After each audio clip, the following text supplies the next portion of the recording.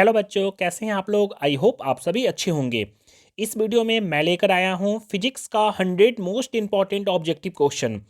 ये सारे क्वेश्चन बच्चों पिछले 2011 से 2023 तक के सभी बोर्ड एग्जाम में बार बार पूछे गए हैं। इसलिए बच्चों ये सारे प्रश्न बच्चों आप लोगों के बोर्ड एग्जाम के लिए वेरी वेरी इंपॉर्टेंट रहने वाला है। तो वीडियो को बहुत ध्यान से पूरा देखें, जिससे कि ये सारे प्रश्न बच्चों आप लोगों को एक बार में ही याद हो जाएं और एक भी क्वेश्चन आप लोगों का मिस ना हो। तो आइए बच्चों स्टार्ट करते हैं आज का पहला प्रश्न। ये सारे क्वेश्चन बच्चों आप लोगों के लिए वेरी वेरी इंपॉर्टेंट है, तो वीडियो को बहुत ध्यान से पूरा देखिएगा। चलिए देखते हैं आज का पहला प्रश्न। आज का पहला प्रश्न लिखा हुआ है बच्चों, निर्वात में प्रकाश की चाल होती है। निर्वात मतलब बिना हवा में प्रकाश की चाल कितनी होती है। इसको आप लोगों ने 9th क्लास में भी पढ़ा होगा और ये क्वेश्चन बेहद इंपॉर्टेंट है। इसका सही आंसर होगा ऑप्शन नंबर 1। निर्वात में प्रकाश की चाल 3 × 10⁸ मीटर प्रति सेकेंड होती है। Option number 1। अब बच्चों नेक्स्ट क्वेश्चन देख लेते हैं, क्वेश्चन नंबर दूसरा को, कि क्वेश्चन नंबर दूसरा में क्या पूछा है। क्वेश्चन नंबर दूसरा में लिखा हुआ है बच्चों, समतल दर्पण द्वारा बना प्रतिबिंब होता है। समतल दर्पण द्वारा बना प्रतिबिंब होता है। सबसे पहले जान लेते हैं बच्चों कि समतल दर्पण किसे कहा जाता है। घर का जो आईना रहता है वो समतल दर्पण रहता है, उसमें एक तरफ पॉलिश किया रहता है। कभी कभी ये क्वेश्चन पूछ देता है कि समतल दर्पण द्वारा बना प्रतिबिंब जो होता है उसमें किसका पॉलिश किया रहता है, तो इसमें निकेल का पॉलिश किया रहता है। हम लोगों से क्वेश्चन में पूछ रहा है समतल दर्पण द्वारा बना प्रतिबिंब होता है, तो आईने के सामने जब हम लोग खड़े होंगे तो हम लोगों का सीधा, बराबर और आभासी प्रतिबिंब बनेगा। इसलिए इसका सही आंसर हो जाएगा बच्चों ऑप्शन नंबर 4, इनमें से सभी। चलिए बच्चों अब हम लोग देखते हैं क्वेश्चन नंबर तीसरा को। क्वेश्चन नंबर तीसरा, ये क्वेश्चन बच्चों वेरी वेरी इंपॉर्टेंट है। इस बार के एग्जाम के लिए ये क्वेश्चन वेरी वेरी इंपॉर्टेंट है। क्वेश्चन में क्या पूछा है, प्रकाश का परावर्तन के नियम हैं। प्रकाश के परावर्तन के कितने नियम हैं। सबसे पहले हम लोग जानते हैं प्रकाश का परावर्तन किसे कहते हैं। प्रकाश का परावर्तन, ये मैंने बनाया प्रकाश का परावर्तन के लिए दर्पण बनाया है। ये रहा दर्पण। दर्पण में कभी भी प्रकाश आता है तो टकराकर वापस लौट जाता है। इस फिगर को बोला जाता है प्रकाश का परावर्तन। इसमें बीच वाले को बोला जाता है अभिलंब और जिस बिंदु पर तीनों मिलते हैं उसको बोला जाता है आपतन बिंदु। तो प्रकाश के परावर्तन के कितने नियम हैं, तो प्रकाश के परावर्तन के टोटल 2 नियम हैं। कौन कौन नियम है, तो पहला नियम में हम लोग पढ़े थे कि आपतित किरण, परावर्तित किरण और आपतन बिंदु पर डाला गया अभिलंब तीनों एक ही तल में होता है, मतलब तीनों एक ही तरफ होता है। फिर आते हैं दूसरा नियम। दूसरा नियम में हम लोग पढ़े थे कि आपतन कोण और परावर्तन कोण दोनों बराबर होते हैं। आपतन कोण और परावर्तन कोण दोनों बराबर होते हैं। इसलिए बच्चों इसका सही आंसर होगा प्रकाश के परावर्तन के टोटल 2 नियम हैं। चलिए बच्चों अब हम लोग देखते हैं क्वेश्चन नंबर चौथा को। क्वेश्चन नंबर चौथा में लिखा हुआ है बच्चों, परावर्तन के नियम लागू होते हैं। परावर्तन के नियम लागू होते हैं। परावर्तन के नियम किस पे लागू होते हैं, तो सबसे पहले हम लोग देखते हैं परावर्तन कैसे होता है। ये रहा दर्पण, उसमें एक तरफ पॉलिश किया रहता है। दर्पण मतलब एक तरह का आईना। तो कभी भी प्रकाश आएगा तो टकराकर वापस लौट जाएगा, इसे बोला जाता है परावर्तन। तो क्वेश्चन में पूछा था परावर्तन के नियम लागू होते हैं। इसका सही आंसर होगा बच्चों ऑप्शन नंबर 4, सभी परावर्तक पृष्ठों पर। परावर्तन के नियम सभी परावर्तक पृष्ठों पर लागू होते हैं, इसलिए इस आंसर को भी बच्चों ध्यान में रखिएगा। चलिए अब आते हैं बच्चों नेक्स्ट क्वेश्चन, क्वेश्चन नंबर 5 की ओर। क्वेश्चन नंबर 5 में पूछा है बच्चों, गोलीय दर्पण के ज्यामितीय केंद्र को क्या कहते हैं। गोलीय दर्पण के ज्यामितीय केंद्र को क्या कहते हैं। सबसे पहले हम लोग देखते हैं कि गोलीय दर्पण 2 प्रकार का होता है। एक होता है अवतल दर्पण और एक होता है उत्तल दर्पण। हम लोग अवतल दर्पण में सीखते हैं। अवतल दर्पण, इसमें बाहर साइड पॉलिश किया रहता है। बाहर साइड पॉलिश, ये किसका पॉलिश रहता है, तो अभी हम लोग जस्ट पढ़े हैं, ये निकेल का पॉलिश रहता है। इसमें इस बिंदु को बोला जाता है प्रकाशीय केंद्र। क्या बोला जाता है, प्रकाशीय केंद्र, जिससे प्रकाश सीधे निकल जाती है, प्रकाशीय केंद्र। जिसे क्वेश्चन में लिखा हुआ है ज्यामितीय केंद्र। इस बिंदु को क्या कहते हैं? तो इस बिंदु को बोला जाता है बच्चों ध्रुव। क्या बोलते हैं? ध्रुव। इसलिए इसका सही आंसर हो जाएगा ऑप्शन नंबर 1 ध्रुव होते हैं। आइए बच्चों अब आते हैं हम लोग नेक्स्ट क्वेश्चन, क्वेश्चन नंबर 6 की ओर। क्वेश्चन नंबर 6 में लिखा हुआ है बच्चों, किसी गोलीय दर्पण की फोकस दूरी उसकी वक्रता त्रिज्या की क्या होती है? किसी गोलीय दर्पण की फोकस दूरी उसकी वक्रता त्रिज्या की क्या होती है? तो फोकस दूरी और वक्रता त्रिज्या में एक संबंध होता है, एक फॉर्मूला का संबंध। क्या होता है फॉर्मूला? तो हम लोग पढ़ा है F equal to R by two. क्या होता है? F equal to R by two. F मतलब फोकस दूरी और आर का मतलब होता है वक्रता त्रिज्या। तो क्वेश्चन में पूछा था फोकस दूरी जो है वो वक्रता त्रिज्या की क्या होती है? तो वक्रता त्रिज्या की आधी होती है। क्या होती है? तो आधी। मतलब इसका सही आंसर हो जाएगा ऑप्शन नंबर 1 आधी। अब आते हैं बच्चों नेक्स्ट क्वेश्चन, क्वेश्चन नंबर 7 की ओर। क्वेश्चन नंबर 7 में लिखा हुआ है बच्चों, गोलीय दर्पण की फोकस दूरी एवं उसकी वक्रता त्रिज्या में क्या संबंध है? गोलीय दर्पण की फोकस दूरी एवं उसकी वक्रता त्रिज्या में क्या संबंध है? इन दोनों के बीच हम लोगों ने अभी जस्ट पढ़ा है एक फॉर्मूला कि F इक्वल टू होता है R by two. F equal to R by two. लेकिन ऑप्शन में देखें तो F equal to R by two नहीं लिखा हुआ है, तो इसके नीचे कुछ नहीं मतलब 1 छुपा हुआ है। इसको क्रॉस मल्टीप्लाई गुना करेंगे तो R को 1 से गुना करेंगे तो हो जाएगा R इक्वल टू 2 को F से गुना करेंगे तो हो जाएगा 2F। मतलब R equal to 2F। Option में दिया हुआ है क्या? हाँ, ऑप्शन नंबर 1 में लिखा हुआ है R इक्वल टू 2F। इसका मतलब गोलीय दर्पण की फोकस दूरी तथा उसकी वक्रता त्रिज्या में क्या संबंध है? तो इसमें हम लोग F equal to R by two बोल सकते हैं या फिर हम लोग R इक्वल टू 2F बोल सकते हैं। ये भी क्वेश्चन बच्चों वेरी वेरी इंपॉर्टेंट है इस बार के लिए, इसलिए क्वेश्चन नंबर 7 को एकदम ध्यान से याद रखिएगा। अब आते हैं बच्चों नेक्स्ट क्वेश्चन, क्वेश्चन नंबर 8 की ओर। क्वेश्चन नंबर 8 में लिखा हुआ है बच्चों, एक गोलीय दर्पण की वक्रता त्रिज्या 20 सेंटीमीटर है, इसकी फोकस दूरी क्या होगी? गोलीय दर्पण की वक्रता त्रिज्या 20 है, फोकस दूरी क्या होगी? वक्रता त्रिज्या को बोला जाता है R इक्वल टू दिया हुआ है 20 और हमसे पूछ रहा है F।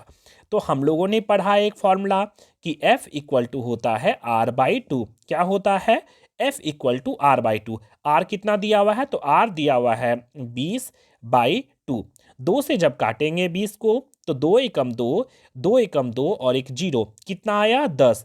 तो इसका सही आंसर हो जाएगा बच्चों ऑप्शन नंबर 3। क्या हो जाएगा? 10 सेंटीमीटर, जो कि मैंने लाया यहाँ 10 सेंटीमीटर। ये भी क्वेश्चन बच्चों इस बार के लिए वेरी वेरी इंपॉर्टेंट है, इसलिए इसको भी एकदम याद रखिएगा। चलिए आते हैं बच्चों अब नेक्स्ट क्वेश्चन, क्वेश्चन नंबर 9 की ओर। क्वेश्चन नंबर 9 में क्या पूछा था? क्वेश्चन नंबर 9 में लिखा हुआ है बच्चों, उस गोलीय दर्पण की फोकस दूरी क्या होगी जिसकी वक्रता त्रिज्या 32 सेंटीमीटर है? सेम वही 8 के जैसा क्वेश्चन 9 में लिखा हुआ है कि फोकस दूरी क्या होगी, उसकी वक्रता त्रिज्या 32 सेंटीमीटर है। वक्रता त्रिज्या जिसे इंग्लिश में हम लोग कहते हैं बच्चों R। R इक्वल टू दिया हुआ है 32 और हमसे पूछ रहा है फोकस दूरी। तो फोकस दूरी और वक्रता त्रिज्या के बीच एक संबंध का फॉर्मूला होता है F equal to R by two. क्या होता है? F equal to R by two. R कितना दिया हुआ है? तो आर दिया हुआ है 32 बाई टू। 2 का पहाड़ा से 32 काटेंगे तो ये 16 बार में कटेगा। कितने बार में? 16। 2 से 2 एकम 2 हासिल 1 बचा, 1 और 2 12, 2 छक 12, कितना आया? तो ये आया 16। तो इसका सही सही आंसर हो जाएगा बच्चों ऑप्शन नंबर 3। कितना? 16 सेंटीमीटर। नेक्स्ट क्वेश्चन बच्चों अब हम लोग देखते हैं क्वेश्चन नंबर 10 को। ये सारे क्वेश्चन बच्चों आप लोगों के बोर्ड एग्जाम के लिए वेरी वेरी इंपॉर्टेंट है, इसलिए सभी क्वेश्चन को ध्यान में रखिएगा। क्वेश्चन नंबर 10 में पूछा हुआ है बच्चों, यदि F का मान 12 सेंटीमीटर है तब R का मान क्या होगा? F का मान 12 सेंटीमीटर है, मतलब F दिया है, F इक्वल टू लिखा हुआ है 12 और हमसे पूछ रहा है R का मान। तो F और R के बीच हम लोगों ने फॉर्मूला पढ़ा है कि F इक्वल टू होता है फॉर्मूला R बाई टू। क्या होता है formula? F equal to R by two. हम लोगों के पास F दिया हुआ है 12 सेंटीमीटर इक्वल टू और हम लोगों से पूछ रहा है R। r/2। इसको कैसे सॉल्व करेंगे बच्चों? तो इसका नीचे कुछ नहीं मतलब 1 छुपा हुआ है, क्रॉस मल्टीप्लाई गुना करेंगे तो r को 1 से गुना करेंगे तो आएगा r इक्वल टू 12 को 2 से तो 12 दूनी 24, कितना आया? 24 सेंटीमीटर। इसलिए बच्चों इसका सही आंसर हो जाएगा ऑप्शन नंबर 1, कितना? 24 सेंटीमीटर। चलिए बच्चों अब हम लोग देखते हैं क्वेश्चन नंबर 11 को। क्वेश्चन में 11 में क्या पूछा था? क्वेश्चन में 11 में लिखा हुआ है बच्चों, अवतल दर्पण की फोकस दूरी होती है। अवतल दर्पण की फोकस दूरी होती है। इसका आंसर बच्चों आप लोग याद रखिएगा कि अवतल दर्पण की फोकस दूरी क्या होती है? ऋणात्मक होती है, मतलब माइनस। ऋणात्मक मतलब माइनस होती है। अवतल दर्पण की फोकस दूरी ऋणात्मक होती है और उत्तल दर्पण की जो फोकस दूरी होती है, कौन सा दर्पण? उत्तल दर्पण। उत्तल दर्पण की जो फोकस होती है वो होती है धनात्मक और अवतल दर्पण की फोकस दूरी क्या होती है? तो ये होती है ऋणात्मक। चलिए बच्चों अब हम लोग आते हैं नेक्स्ट क्वेश्चन, क्वेश्चन नंबर 12 की ओर। क्वेश्चन नंबर 12 में लिखा हुआ बच्चों, उत्तल दर्पण की फोकस दूरी होती है। उत्तल दर्पण की फोकस दूरी होती है। अभी हम लोगों ने तुरंत पढ़ा है कि उत्तल दर्पण की जो फोकस दूरी होती है वो होती है धनात्मक। क्या होती है बच्चों? धनात्मक। इस क्वेश्चन को भी ध्यान में रखिएगा। चलिए बच्चों अब हम लोग देखते हैं नेक्स्ट क्वेश्चन, क्वेश्चन नंबर 13 को। क्वेश्चन नंबर 13 में लिखा हुआ बच्चों, अवतल दर्पण से परावर्तन के बाद किरणें किस बिंदु से होकर गुजरती है? अवतल दर्पण से परावर्तन के बाद किरणें किस बिंदु से होकर गुजरती है? चलिए बच्चों इसको सबसे पहले हम लोग फिगर से समझते हैं। अवतल दर्पण, मैंने हम बनाया एक अवतल दर्पण। ये कौन सा दर्पण है? तो ये अवतल दर्पण है और ये पॉलिश जो होता है वो निकेल का पॉलिश होता है। इसमें इसको बोला जाता है मुख्य अक्ष। इस बिंदु को बोलते हैं P। यहाँ से बराबर दूरी में लेते हैं, इसको बोलते हैं F। और यहाँ से बराबर दूरी में लेते हैं, इसको बोलते हैं C। वस्तु को कहीं पर भी रखेंगे, ये रहा वस्तु। वस्तु को कहीं पर भी रखेंगे तो सीधा जाने के बाद परावर्तित होकर हमेशा F से गुजरता है। कहाँ से गुजरता है? तो ये F से गुजरता है।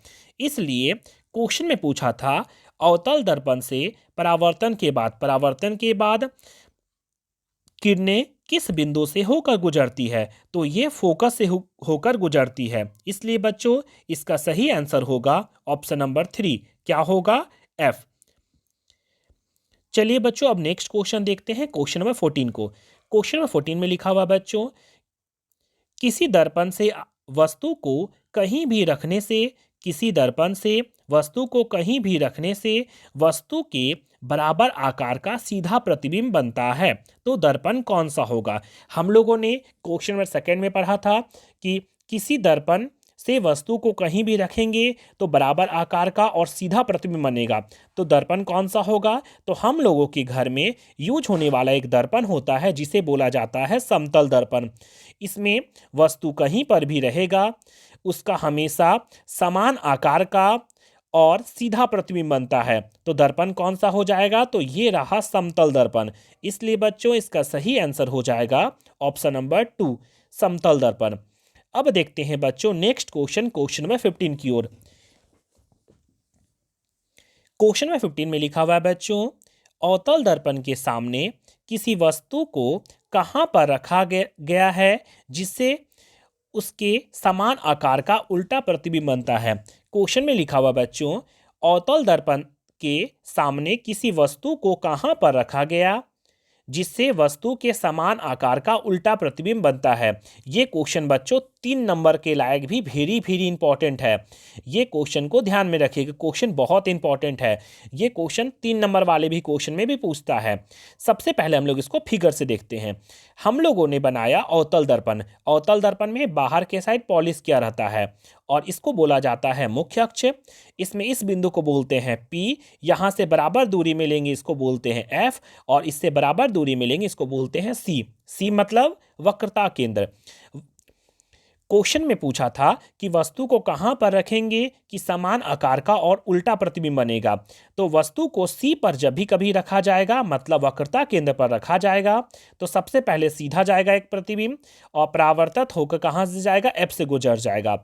दूसरा जो रेखा निकलता है वो F से जाकर सीधा हो जाता है, मतलब C मतलब वक्रता केंद्र पर रखा जाएगा तो उसका प्रतिबिंब हमेशा वक्रता केंद्र पर ही बनेगा और उल्टा बनेगा और समान आकार का बनेगा। इसलिए बच्चों इसका सही आंसर हो जाएगा ऑप्शन नंबर 3, वक्रता केंद्र।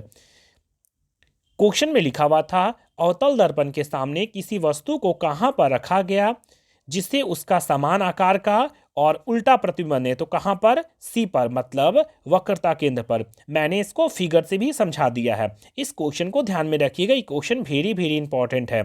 अब आते हैं बच्चों नेक्स्ट क्वेश्चन, क्वेश्चन नंबर 16 की ओर। क्वेश्चन में 16 में लिखा हुआ बच्चों, जब वस्तु अवतल दर्पण के वक्रता केंद्र पर हो तो प्रतिबिंब कहां पर बनेगा? अभी हम लोगों ने तुरंत इसका फिगर पढ़ा है कि अवतल दर्पण उसे कहा जाता है जिसमें बाहर साइड पॉलिश किया हो और परावर्तक सतह जो है वो धसी रहती है। ये रहा अवतल दर्पण। इसमें इसको बोला जाता है मुख्य अक्ष, इसको बोलते हैं पी मतलब ध्रुव, बराबर दूरी में एफ और बराबर दूरी में सी। वस्तु को सी पर अगर रखा जाएगा तो उसका प्रतिबिंब हमेशा कहाँ पर बनता है? तो उसका प्रतिबिंब हमेशा सी पर बनता है। मतलब इसका सही आंसर हो जाएगा ऑप्शन नंबर 1, सी पर। अब आते हैं बच्चों नेक्स्ट क्वेश्चन, क्वेश्चन नंबर 17 की ओर। ये सारे क्वेश्चन बच्चों आप लोगों की एग्जाम के लिए वेरी वेरी इंपॉर्टेंट है।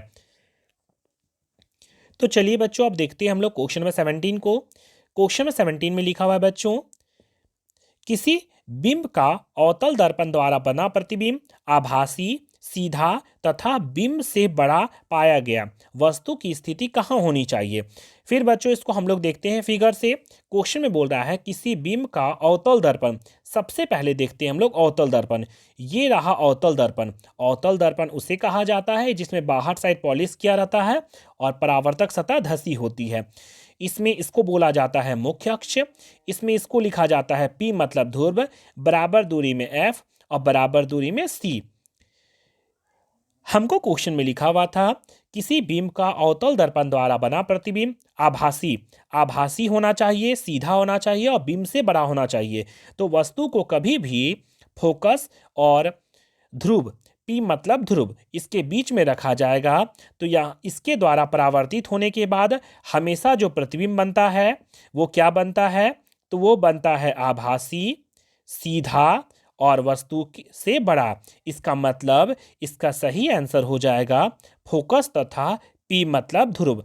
फोकस तथा ध्रुव के बीच रखेंगे तो वस्तु का प्रतिबिंब जो होगा वो सीधा होगा, डॉट डॉट मतलब आभासी बनेगा और वस्तु से बड़ा बनेगा। इसलिए इसका सही आंसर हो जाएगा ऑप्शन नंबर 4। ध्रुव के दर्पण के ध्रुव तथा मुख्य फोकस के बीच रखने पर वस्तु का प्रतिबिंब आभासी, सीधा तथा बड़ा बनता है। अब आते हैं बच्चों नेक्स्ट क्वेश्चन, क्वेश्चन नंबर 18 की ओर। किसी दर्पण से आप चाहे कितनी ही दूरी पर खड़े हों, आपका प्रतिबिंब सदैव सीधा प्रतीत होता है। संभवतः कौन सा दर्पण है? तो बोल रहा है किसी दर्पण से आप चाहे कितनी ही दूरी पर खड़े हों, आपका प्रतिबिंब हमेशा सीधा बनना चाहिए और सीधा प्रतीत होना चाहिए। तो दर्पण कौन सा होगा बच्चों?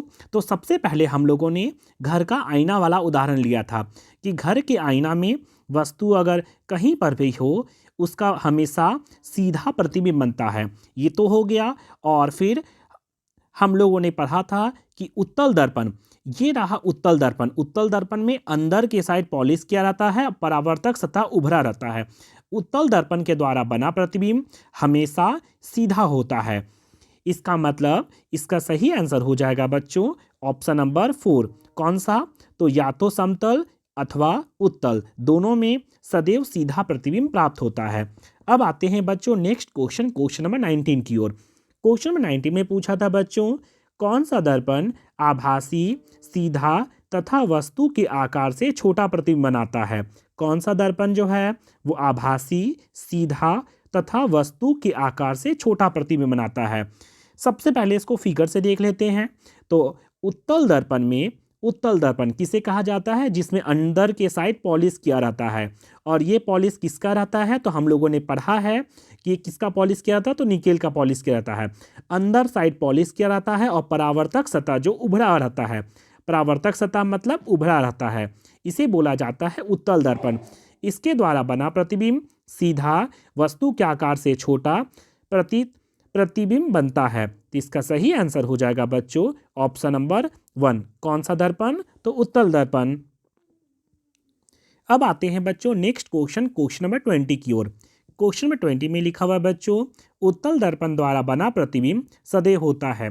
उत्तल दर्पण द्वारा बना प्रतिबिंब सदैव होता है। इसका सही आंसर होगा बच्चों ऑप्शन नंबर 4 सीधा। उत्तल दर्पण द्वारा बना प्रतिबिंब हमेशा कैसा होता है? तो हमेशा सीधा होता है। अब आते हैं बच्चों next question number 21। Question number 21 को बताने से पहले बच्चों, अगर आप लोग ये वीडियो पहली बार देख रहे हैं तो मेरे चैनल को लाइक, शेयर और सब्सक्राइब जरूर कर दें, जिससे कि इस तरह की और भी बोर्ड एग्जाम से रिलेटेड वीडियो का नोटिफिकेशन आप लोगों को सबसे पहले मिल सके और एक भी वीडियो आप लोगों के मिस ना हो। तो चलिए बच्चों, अब देखते हैं हम लोग 21 को। क्वेश्चन नंबर 21 इस बार के लिए वेरी वेरी इंपॉर्टेंट है, इसलिए इस क्वेश्चन को भी ध्यान में रखिएगा। क्वेश्चन में लिखा हुआ बच्चों, उत्तल दर्पण का प्रयोग निम्नांकित में से किस वस्तु में किया जाता है? तो उत्तल दर्पण के बारे में पहले हम लोग जान लेते हैं कि उत्तल दर्पण द्वारा बना प्रतिबिंब हमेशा सीधा होता है और इसका दृष्टि क्षेत्र जो है वो बड़ा होता है। तो इसका सही आंसर हो जाएगा बच्चों ऑप्शन नंबर 1 गाड़ी के साइड मिरर में। गाड़ी के साइड मिरर में, गाड़ी के साइड मिरर में आप लोगों ने देखा होगा ये रहा हैंडल और इसमें ये साइड मिरर में दर्पण लगा रहता है।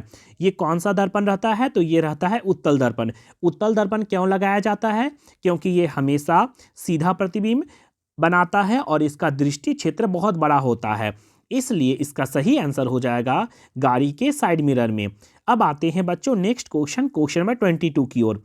क्वेश्चन नंबर 22 में लिखा हुआ बच्चों, किसी अवतल दर्पण में वस्तु कहाँ पर रखा गया है जिससे उसका सीधा और आवर्धित, आवर्धित का मतलब होता है बड़ा, आवर्धित का मतलब क्या होता है? बड़ा, सीधा और बड़ा प्रतिबिंब होता है। तो वस्तु को कहाँ पर रखेंगे?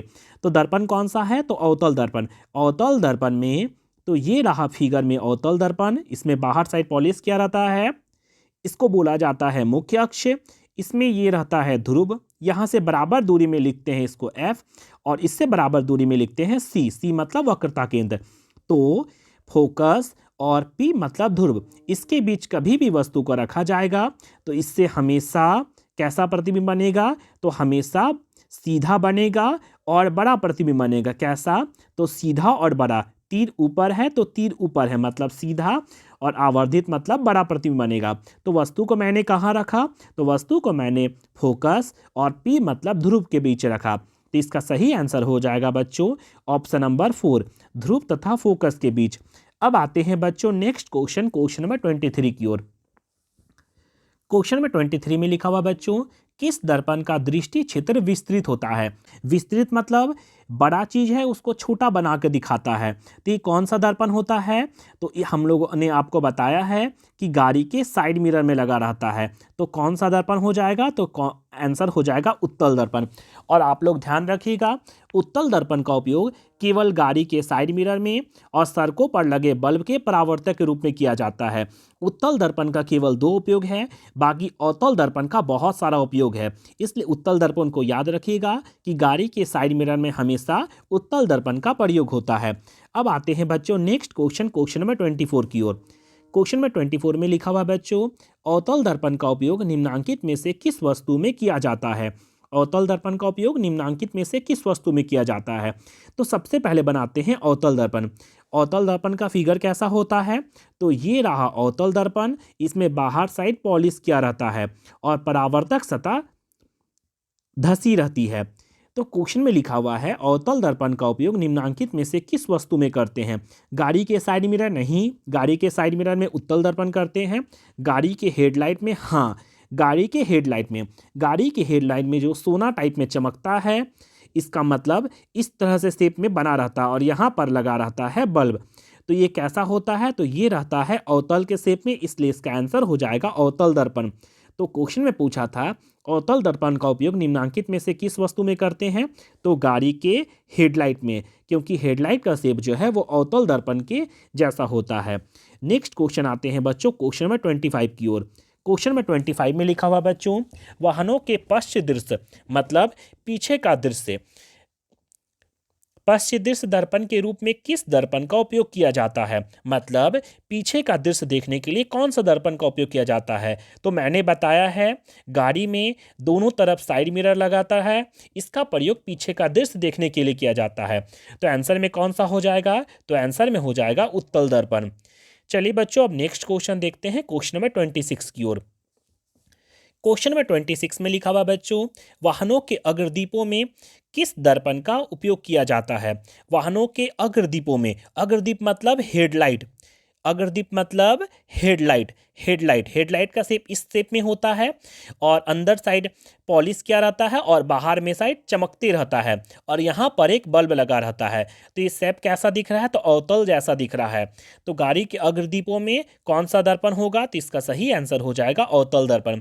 गाड़ी के अग्रदीपों में अवतल दर्पण का उपयोग किया जाता है। अब नेक्स्ट क्वेश्चन बच्चों देखते हैं, क्वेश्चन नंबर 27 को। क्वेश्चन में 27 में लिखा हुआ बच्चों, सौर भट्टी में किस दर्पण का उपयोग किया जाता है। सौर भट्टी में किस दर्पण का उपयोग किया जाता है, तो इसका सही आंसर होगा बच्चों ऑप्शन नंबर 1। कौन सा दर्पण, तो अवतल दर्पण। नेक्स्ट क्वेश्चन बच्चों अब हम लोग आते हैं क्वेश्चन नंबर 28 को। क्वेश्चन नंबर 28 में लिखा हुआ बच्चों, सोलर कुकर में किस गोलीय दर्पण का उपयोग किया जाता है। ये भी क्वेश्चन बच्चों इस बार के लिए वेरी वेरी इंपॉर्टेंट है, इसलिए इसको भी ध्यान में रखिएगा। क्वेश्चन पूछ रहा था सोलर कुकर में किस दर्पण का उपयोग किया जाता है। तो ये रहा सोलर कुकर। सोलर कुकर में अंदर पॉलिश किया रहता है और इसका डिजाइन इस शेप में रहता है और बाहर में लगा रहता है कांच। तो कैसा शेप में है, तो अंदर साइड पॉलिश किया रहता है। तो इसका सही आंसर हो जाएगा बच्चों अवतल दर्पण। कौन सा दर्पण, तो अवतल दर्पण, इसका सही आंसर हो जाएगा अवतल दर्पण।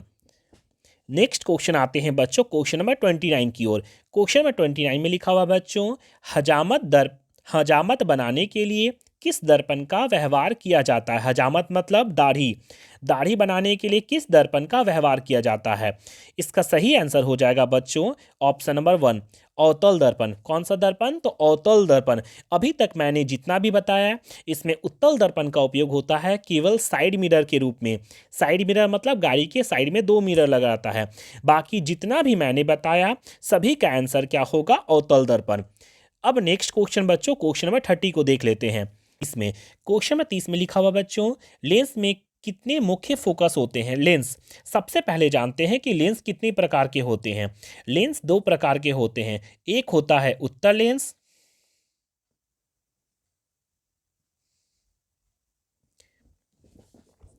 नेक्स्ट क्वेश्चन बच्चों अब हम लोग आते हैं क्वेश्चन नंबर 30 में। क्वेश्चन नंबर 30 में लिखा हुआ बच्चों, लेंस में कितने मुख्य फोकस होते हैं। लेंस में कितने मुख्य फोकस होते हैं। सबसे पहले जान लेते हैं लेंस कितने प्रकार के होते हैं।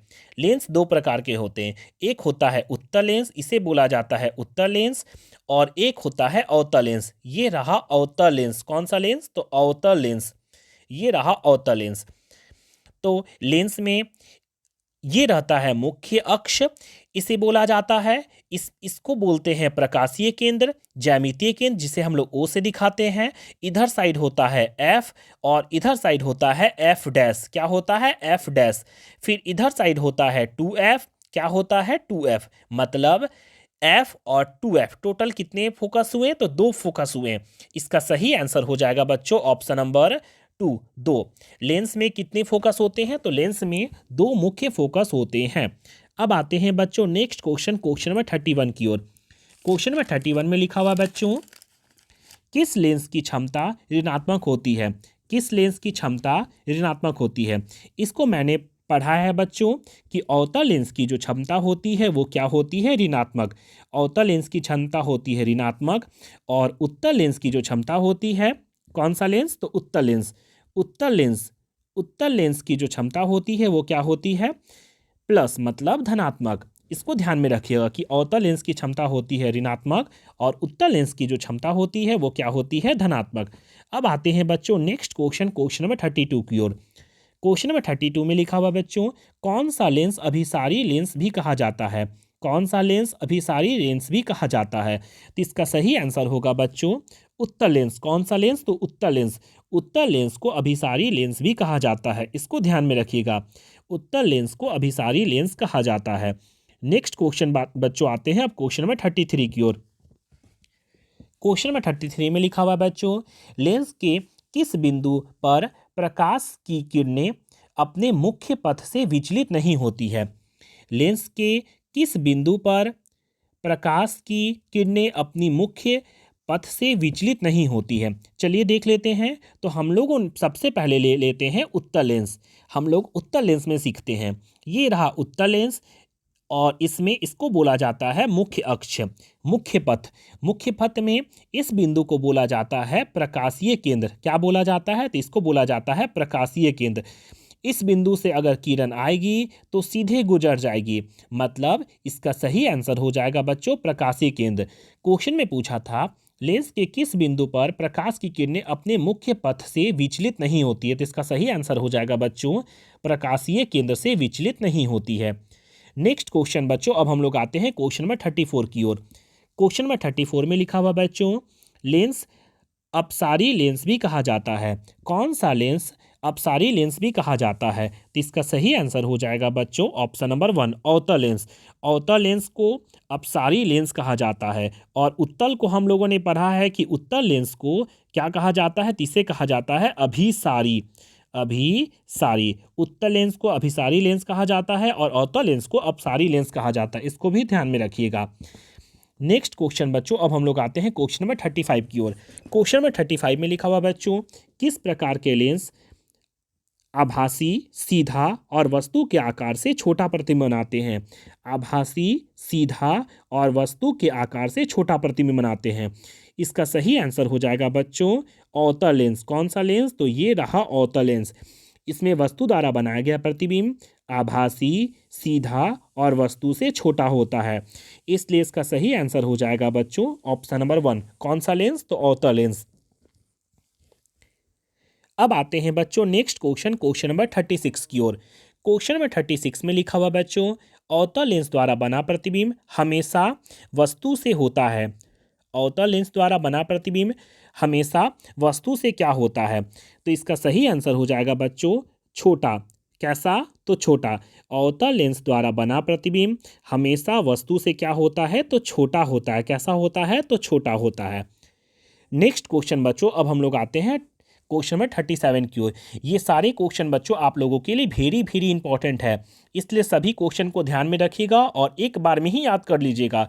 एक भी क्वेश्चन को मिस नहीं कीजिएगा।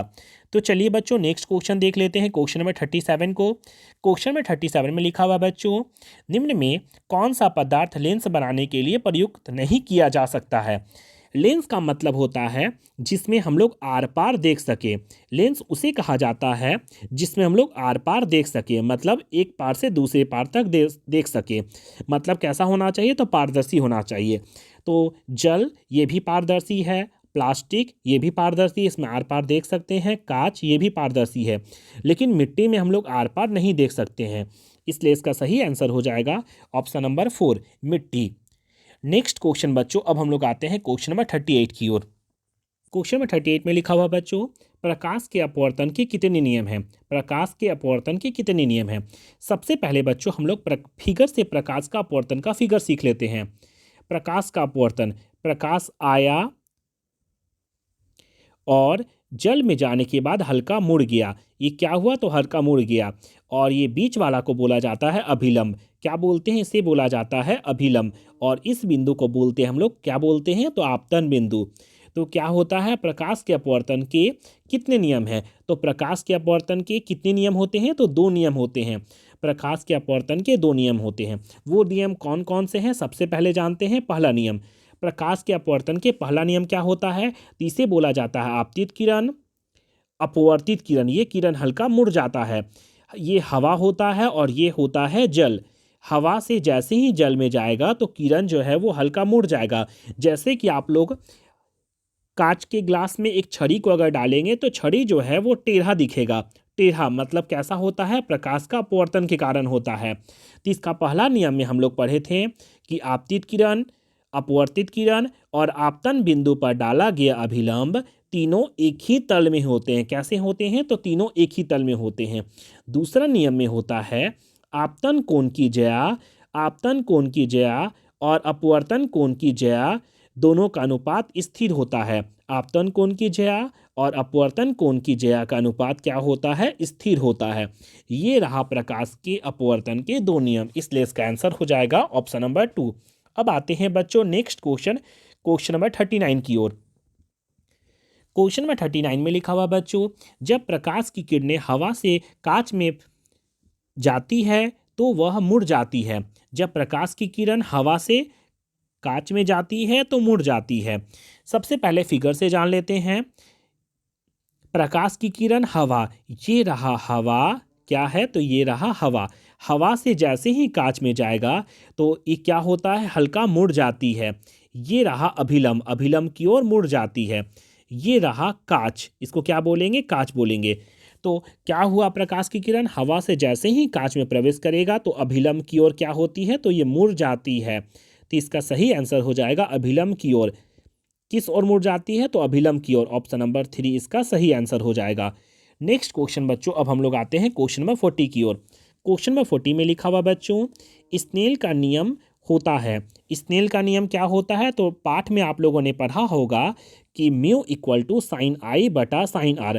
क्या होता है? तो म्यू इक्वल टू साइन आई बटा साइन आर होता है। इसे कहा जाता है स्नेल का नियम, इसलिए इसका सही आंसर हो जाएगा बच्चों ऑप्शन नंबर 3। नेक्स्ट क्वेश्चन बच्चों, अब हम लोग आते हैं क्वेश्चन नंबर 41 को। ये भी क्वेश्चन बच्चों वेरी वेरी इंपॉर्टेंट है। ये क्या है? तो ये वेरी वेरी इंपॉर्टेंट है, इसलिए इस क्वेश्चन को ध्यान में रखिएगा। क्वेश्चन में 41 में लिखा हुआ बच्चों, किसी लेंस की क्षमता P तथा उसकी फोकस दूरी f है में क्या संबंध है? हमको P और F में संबंध बताना है। तो हम लोगों ने पढ़ा था कि P इक्वल टू होता है 1/f। क्या होता है? 1/f metre. P मतलब लेंस की क्षमता और F मतलब होता है फोकस दूरी। तो फोकस दूरी और लेंस की क्षमता के बीच क्या संबंध होता है? तो P इक्वल टू 1/f। इसका सही आंसर हो जाएगा ऑप्शन नंबर 1। कौन सा? तो ऑप्शन नंबर 1 हो जाएगा, P इक्वल टू 1/f। ये रहा P और F के बीच संबंध। नेक्स्ट क्वेश्चन बच्चों, अब आते हैं क्वेश्चन नंबर 42 की ओर। क्वेश्चन नंबर 42 में लिखा हुआ बच्चों, लेंस की क्षमता का SI मात्रक है। लेंस की क्षमता का SI मात्रक है। तो लेंस की क्षमता का SI मात्रक होता है डायोप्टर। ये भी क्वेश्चन मोस्ट इंपॉर्टेंट है। ये क्वेश्चन मोस्ट इंपॉर्टेंट है। क्या है? मोस्ट इंपॉर्टेंट, इसलिए इसको भी ध्यान में रखिएगा। ये क्वेश्चन बार बार पूछे गए हैं कि लेंस की क्षमता का SI मात्रक क्या है? तो ये होता है डायोप्टर। नेक्स्ट क्वेश्चन बच्चों, अब हम लोग आते हैं क्वेश्चन नंबर 43 की ओर। क्वेश्चन नंबर 43 में लिखा हुआ बच्चों, निम्न में किसका मात्रा डायोप्टर है? निम्न में किसका मात्रा डायोप्टर है? इसका सही आंसर हो जाएगा बच्चों ऑप्शन नंबर 3, लेंस की क्षमता। लेंस की क्षमता का SI मात्रक होता है डायोप्टर। क्या होता है? डायोप्टर। लेंस की क्षमता का SI मात्रक डायोप्टर होता है, जिसे हम लोग D से सूचित करते हैं। नेक्स्ट क्वेश्चन बच्चों, अब हम लोग आते हैं क्वेश्चन नंबर 44 की ओर। ये सारे क्वेश्चन बच्चों आप लोगों के लिए वेरी वेरी इंपॉर्टेंट है। इससे पिछले वाले वीडियो में बच्चों मैंने सामाजिक विज्ञान के इतिहास, भूगोल, नागरिक, अर्थशास्त्र का 100 मोस्ट इंपॉर्टेंट ऑब्जेक्टिव क्वेश्चन आपको कवर करके दिया था। अगर आप लोगों ने नहीं देखा है तो उसका लिंक मैं डिस्क्रिप्शन में डाल दूंगा, जहां से आप आसानी से डाउनलोड करके देख सकते हैं। तो चलिए बच्चों, अब हम लोग आते हैं क्वेश्चन नंबर 44 की ओर। क्वेश्चन नंबर 44 में लिखा हुआ बच्चों, 1 मीटर फोकस दूरी वाले उत्तल लेंस की क्षमता होती है। 1 मीटर फोकस दूरी वाले उत्तल लेंस की क्षमता होती है।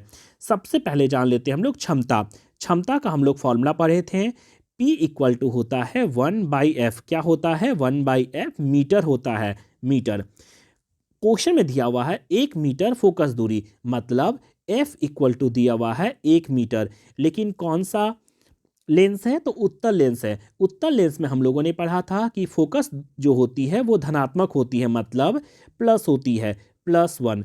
और हमको क्या पूछ रहा है? तो लेंस की क्षमता निकालने पूछ रहा है। तो क्षमता को बोला जाता है P इक्वल टू होता है 1/f। तो चलिए पुट करते हैं इसको, 1 का 1 और F दिया हुआ है 1। तो 1/1 इक्वल टू आ जाएगा 1, और लेंस की क्षमता का SI मात्रक होता है D। इसका मतलब इसका सही आंसर हो जाएगा ऑप्शन नंबर 2, 1D, मतलब 1 डायोप्टर। नेक्स्ट क्वेश्चन बच्चों, अब हम लोग देखते हैं क्वेश्चन नंबर 45 को। क्वेश्चन नंबर 45 में लिखा हुआ है, -4D क्षमता वाले अवतल लेंस की फोकस दूरी होती है। -4D क्षमता दिया हुआ है, क्षमता मतलब P। ये क्या दिया हुआ है, तो ये P दिया हुआ है, P दिया हुआ है, P इक्वल टू -4D। क्या दिया हुआ है, P इक्वल टू -4D दिया हुआ है और अवतल लेंस की फोकस दूरी पूछ रहा है। तो फोकस दूरी और P में हम लोगों ने संबंध पढ़ा है कि P इक्वल टू फॉर्मूला पढ़ा है 1/f। क्या पढ़ा है, 1/f मीटर पढ़ा है। कौन सा लेंस है, तो अवतल लेंस है। हम लोगों ने पढ़ा है कि उत्तल लेंस में फोकस दूरी धनात्मक होती है और अवतल लेंस में फोकस दूरी जो होती है वो ऋणात्मक होती है, मतलब माइनस होती है। तो इसलिए फॉर्मूला में P equal to 1/f, f में यहाँ लगा देंगे माइनस। माइनस क्यों लगाया है, मैंने अवतल लेंस की फोकस दूरी पूछ रहा है इसलिए मैंने यहाँ माइनस लगा दिया। चलिए मान पुट करते हैं। P दिया हुआ है -4D, तो यहाँ लिख देते हैं -4 इक्वल टू 1/-f और ये रहा मीटर। चलिए इसको सॉल्व करते हैं। तो इसका नीचे कुछ नहीं मतलब 1 छुपा हुआ है, क्रॉस मल्टीप्लाई गुना करेंगे तो माइनस माइनस हो जाएगा प्लस, 4 को f से गुना करेंगे तो हो जाएगा 4f इक्वल टू 1 को 1 से गुना करेंगे तो आ जाएगा 1 मीटर। क्या आया, 1 मीटर आया। 1 को 1 से 1 और ये रहा मीटर। अब ये गुना में है तो चला जाएगा भागा में, तो f इक्वल टू हो जाएगा 1/4। ये क्या रहा, मीटर। तो मीटर को सेंटीमीटर में जैसे ही चेंज करेंगे तो यहाँ हो जाएगा 100। क्या हो गया, तो 100। तो 4 को 100 से काटेंगे तो 4 एकम 4, 4 दूना 8 और 4 पचे 20। किस में बदल गया, तो ये बदल गया सेंटीमीटर। इसका मतलब इसका सही आंसर हो जाएगा बच्चों ऑप्शन नंबर 2, 25 सेंटीमीटर। फिर से चलिए एक बार हम लोग बता देते हैं हम लोग कैसे किए हैं।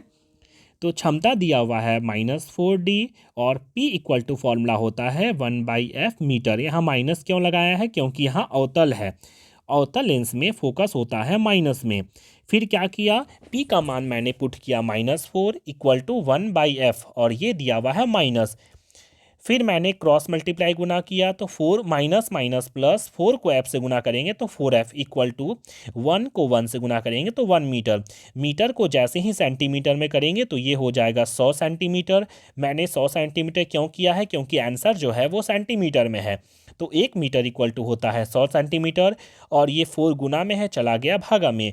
तो 4 को भागा करेंगे 100 से तो ये आएगा 25। इसका सही आंसर हो जाएगा 25 सेंटीमीटर। नेक्स्ट क्वेश्चन बच्चों, अब हम लोग आते हैं क्वेश्चन नंबर 46 की ओर। क्वेश्चन नंबर 46 में लिखा हुआ बच्चों, किसी उत्तल लेंस की फोकसांतर 50 सेंटीमीटर है तो उसकी क्षमता क्या होगी। उत्तल लेंस की फोकसांतर दिया हुआ है। उत्तल लेंस में फोकस क्या होता है, तो उत्तल लेंस में फोकस प्लस में होता है। तो f इक्वल टू लिखा हुआ है 50 सेंटीमीटर और हमसे पूछ रहा है क्षमता। क्षमता को बोलते हैं P इक्वल टू होता है 1/f। क्या होता है, 1/f मीटर होता है, मीटर। ये दिया हुआ है सेंटीमीटर। तो सबसे पहले इसको क्या करेंगे, मीटर में चेंज करेंगे। सेंटीमीटर को मीटर में चेंज करने के लिए 50 को क्या करेंगे, हम 100 से भागा देंगे। किस में बदल गया, तो ये मीटर में बदल गया। 0 0 कट गया, 5 एकम 5, 5 दूना 10, मतलब कितना आया, तो 1/2 आया। ये किस में बदल गया है, तो मीटर में बदल गया है, मीटर में। अब यहाँ मान हम लोग पुट करते हैं। P निकालना है, मतलब लेंस की क्षमता। P इक्वल टू 1/, और f मैंने कितने निकाला, तो f हम लोग निकाले हैं 1/2 मीटर। अब इसको सॉल्व करते हैं। ये 2 जो है वो पलट के चला जाएगा ऊपर, तो P इक्वल टू हो जाएगा 2 और नीचे हो गया 1। तो इसका सही आंसर हो जाएगा P इक्वल टू 2 मीटर। लेकिन P लिखा हुआ है, P मतलब लेंस की क्षमता। लेंस की क्षमता का SI मात्रक होता है डायोप्टर, तो इसलिए इसका सही आंसर हो जाएगा 4D। 4 नंबर, ऑप्शन नंबर 4 कितना हो जाएगा, 2D। नेक्स्ट क्वेश्चन बच्चों, अब हम लोग आते हैं क्वेश्चन नंबर 47 को। क्वेश्चन नंबर 47 में लिखा हुआ बच्चों, मानव नेत्र में किस प्रकार के लेंस का लगा रहता है। मानव नेत्र में किस प्रकार का लेंस लगा रहता है। इसका सही आंसर होगा बच्चों ऑप्शन नंबर 1, उत्तल लेंस। मानव नेत्र में उत्तल लेंस लगा रहता है। नेक्स्ट क्वेश्चन बच्चों, अब हम लोग आते हैं क्वेश्चन नंबर 48 में। क्वेश्चन नंबर 48 में लिखा हुआ बच्चों, आँख के रंगीन भाग को क्या कहते हैं। आँख के रंगीन भाग को क्या कहते हैं। इसका सही आंसर होगा बच्चों आइरिस। क्या कहते हैं, आँख के रंगीन भाग को आइरिस कहते हैं। ये भी क्वेश्चन बच्चों वेरी वेरी इंपॉर्टेंट है, इसलिए इस क्वेश्चन को हमेशा याद रखिएगा। इसमें मैंने जितना भी क्वेश्चन बताया है बच्चों, सभी वेरी वेरी इंपॉर्टेंट है, इसलिए एक भी क्वेश्चन को मिस नहीं कीजिएगा, ताकि आप लोग एग्जाम में अपना 100% देकर आएँ। नेक्स्ट क्वेश्चन बच्चों, अब हम लोग आते हैं क्वेश्चन नंबर 49 में। क्वेश्चन नंबर 49 में लिखा हुआ बच्चों, मानव नेत्र जिस भाग पर किसी वस्तु का प्रतिबिंब बनाता है वह क्या कहलाता है। तो मानव नेत्र, ये रहा, मैंने नेत्र का फिगर बनाया, ये रहा आँख, और पीछे साइड में यहाँ पर रहता है, इसे बोला जाता है रेटिना। रेटिना क्या बोलते हैं? रेटिना। मानव नेत्र द्वारा वस्तु का प्रतिबिंब हमेशा रेटिना पर बनाता है, इसलिए इसका सही आंसर हो जाएगा रेटिना। लेकिन रेटिना को हम लोग बोलते हैं दृष्टिपटल, इसलिए इसका सही आंसर हो जाएगा दृष्टिपटल। अगर दृष्टिपटल नहीं लिखा रहेगा तो इसे बोला जाता है रेटिना। क्या बोलते हैं? रेटिना। इसलिए इसका रेटिना या फिर दृष्टिपटल हो जाएगा। वस्तु का प्रतिबिंब रेटिना पर या दृष्टिपटल पर बनाती है। नेक्स्ट क्वेश्चन बच्चों, अब हम लोग आते हैं क्वेश्चन नंबर 50 की ओर। क्वेश्चन में 50 में लिखा हुआ बच्चों, सामान्य दृष्टि के वयस्क के लिए सुस्पष्ट दर्शन की अल्पतम दूरी होती है। सबसे कम दूरी कितनी होती है अच्छी दृष्टि के लिए? इसका सही आंसर होगा बच्चों ऑप्शन नंबर 2, 25 सेंटीमीटर। ध्यान रखिएगा, ऑप्शन में मीटर भी लिखा रहेगा, सेंटीमीटर भी रहेगा, लेकिन इसका सही आंसर हो जाएगा 25 सेंटीमीटर। अल्पतम दूरी कितनी होती है सामान्य दृष्टि के लिए? तो 25 सेंटीमीटर। नेक्स्ट क्वेश्चन बच्चों, अब हम लोग आते हैं क्वेश्चन में 51 में। क्वेश्चन में 51 में लिखा हुआ बच्चों, नेत्र द्वारा किसी वस्तु का कैसा प्रतिबिंब बनता है। नेत्र द्वारा किसी वस्तु का कैसा प्रतिबिंब बनता है? इसमें 4 ऑप्शन दिया हुआ बच्चों, और इसका सही आंसर होगा बच्चों, नेत्र द्वारा हमेशा वास्तविक और उल्टा प्रतिबिंब बनता है। कैसा बनता है? तो वास्तविक तथा उल्टा प्रतिबिंब बनता है। नेक्स्ट क्वेश्चन बच्चों, अब हम लोग आते हैं क्वेश्चन में 52। क्वेश्चन में 52 में लिखा हुआ बच्चों, मानव नेत्र की सामान्य दृष्टि के लिए दूर बिंदु कितनी दूरी पर होती है। दूर बिंदु कितनी दूरी पर होती है? इसका सही आंसर होगा बच्चों ऑप्शन नंबर 4, अनंत। ये भी क्वेश्चन बच्चों वेरी वेरी इंपॉर्टेंट है, इसलिए इसको हमेशा याद रखिएगा कि मानव नेत्र की दूर बिंदु कितनी दूरी पर होती है। तो ये अनंत पर होती है। कहाँ पर? तो अनंत पर। नेक्स्ट क्वेश्चन बच्चों, अब हम लोग आते हैं क्वेश्चन में 53 की ओर। क्वेश्चन में 53 में लिखा हुआ बच्चों, जरा दूरदृष्टिता होने का क्या कारण है। जरा दूरदृष्टिता होने का क्या कारण है? जो जरा दूरदृष्टिता किसे कहा जाता है? तो वैसा दृष्टि दोष जिसमें वस्तु का निकट दृष्टि दोष तथा दूर दृष्टि दोष दोनों होता है। मतलब ना दूर का देख सकता है ना निकट का देख सकता है, उसे बोला जाता है जरा दृष्टि दोष। इसमें नेत्र लेंस की समंजन क्षमता जो है वो घट जाती है, इसलिए इसका सही आंसर हो जाएगा ऑप्शन नंबर 4, नेत्र की समंजन क्षमता घट जाती है। नेक्स्ट क्वेश्चन बच्चों, अब हम लोग आते हैं क्वेश्चन में 54 की ओर। क्वेश्चन में 54 को बताने से पहले बच्चों, अगर आप लोगों ने मेरे जंगल जी के क्लासेस को लाइक शेयर और सब्सक्राइब नहीं किया है तो प्लीज़ उन्हें लाइक शेयर और सब्सक्राइब जरूर कर दें, और सब्सक्राइब के बगल में घंटे वाले बटन को जरूर दबा दें, जिससे कि इसी तरह की और भी बोर्ड एग्जाम से रिलेटेड वीडियो का नोटिफिकेशन आप लोगों को सबसे पहले मिल सके और एक भी वीडियो आप लोगों के मिस ना हो। चलिए बच्चों, अब हम लोग आते हैं क्वेश्चन में 54 की ओर। क्वेश्चन में 54 में लिखा हुआ बच्चों, अभिनेत्र लेंस की क्षमता जिसके कारण वह अपने फोकस दूरी को समायोजित कर लेती है क्या कहलाती है? तो उसे कहा जाता है समंजन क्षमता। क्या कहते हैं? समंजन क्षमता। नेक्स्ट क्वेश्चन बच्चों, अब हम लोग आते हैं क्वेश्चन में 55 की ओर। क्वेश्चन में 55 में लिखा हुआ है, नेत्र में प्रवेश करने वाली प्रकाश की मात्रा को कौन नियंत्रित करती है? तो नेत्र में प्रवेश करने वाली प्रकाश की मात्रा को पुतली नियंत्रित करती है। कौन नियंत्रित करती है? तो पुतली। आँख के सबसे ऊपर वाला पलक होता है, उसे बोला जाता है पुतली, वो हमारे प्रकाश की मात्रा को नियंत्रित करती है। नेक्स्ट क्वेश्चन बच्चों, अब हम लोग आते हैं क्वेश्चन में 56 को देख लेते हैं। क्वेश्चन में 56 में लिखा हुआ बच्चों, किस दृष्टि दोष में वस्तु का प्रतिबिंब रेटिना के सामने बनता है? किस दृष्टि दोष में वस्तु का प्रतिबिंब रेटिना के सामने बनता है? इस क्वेश्चन को बच्चों सबसे पहले फिगर से जान लेते हैं। ये रहा नेत्र, इसमें ये रहा आँख, और पीछे साइड जो रहता है इसे बोला जाता है रेटिना। क्या बोलते हैं? रेटिना। वस्तु का जब आँख में प्रतिबिंब बनता है तो मानव नेत्र के रेटिना के पहले बन जाता है, मतलब रेटिना के सामने बनता है। तो कौन सा दृष्टि दोष होता है? तो इसे बोला जाता है बच्चों निकट दृष्टि दोष, निकट दृष्टि दोष। और इसको ठीक कैसे किया जाता है? तो इसे ठीक किया जाता है अवतल लेंस के चश्मे से। कौन सा लेंस? तो अवतल लेंस के चश्मे से ठीक किया जाता है। तो हमसे क्वेश्चन पूछा था किस दृष्टि दोष में वस्तु का प्रतिबिंब रेटिना के सामने बनता है? तो ये रहा रेटिना उसके सामने ही बन गया। तो कौन सा दृष्टि दोष में? तो इसका सही आंसर हो जाएगा निकट दृष्टि दोष में। अगर क्वेश्चन में पूछेगा कि इसे किससे ठीक किया जाता है, तो इसे अवतल लेंस के चश्मे के द्वारा ठीक किया जा सकता है। नेक्स्ट क्वेश्चन बच्चों, अब हम लोग आते हैं क्वेश्चन में 57 में। क्वेश्चन में 57 में लिखा हुआ बच्चों, निकट दृष्टि दोष को किस लेंस से दूर किया जाता है? निकट दृष्टि दोष को किस लेंस से दूर किया जाता है? सबसे पहले देख लेते हैं बच्चों निकट दृष्टि दोष। ये रहा आँख, इसमें इसको बोला जाता है आँख और पीछे साइड होता है रेटिना। जब प्रकाश आती है तो उसका प्रतिबिंब रेटिना का अगर पहले बनेगा तो उसे बोला जाता है निकट दृष्टि दोष। इसको कैसे ठीक किया जाता है या कैसे दूर किया जाता है? तो इसे अवतल लेंस के चश्मे के द्वारा ठीक किया जा सकता है। तो इसका सही आंसर हो जाएगा बच्चों ऑप्शन नंबर 2, अवतल लेंस। कौन सा लेंस? तो निकट दृष्टि दोष को दूर करने का उपाय है अवतल लेंस। नेक्स्ट क्वेश्चन बच्चों, अब हम लोग आते हैं क्वेश्चन में 58 की ओर। क्वेश्चन में 58 में लिखा हुआ बच्चों, दीर्घ दृष्टि दोष को किस लेंस से दूर किया जाता है? दीर्घ दृष्टि दोष को किस लेंस से दूर किया जाता है? सबसे पहले बच्चों इसको फिगर से समझते हैं। ये रहा मानव का नेत्र, पीछे रहता है रेटिना, इसके आगे या पीछे कहीं पर भी अगर प्रतिबिंब बनेगा तो इसका मतलब आँख में कोई दोष उत्पन्न हो गया है। अगर आगे बनेगा तो उसे बोला जाता है निकट दृष्टि दोष। अगर वस्तु का प्रतिबिंब रेटिना के पीछे बनता है तो उसे बोला जाता है दीर्घ दृष्टि दोष।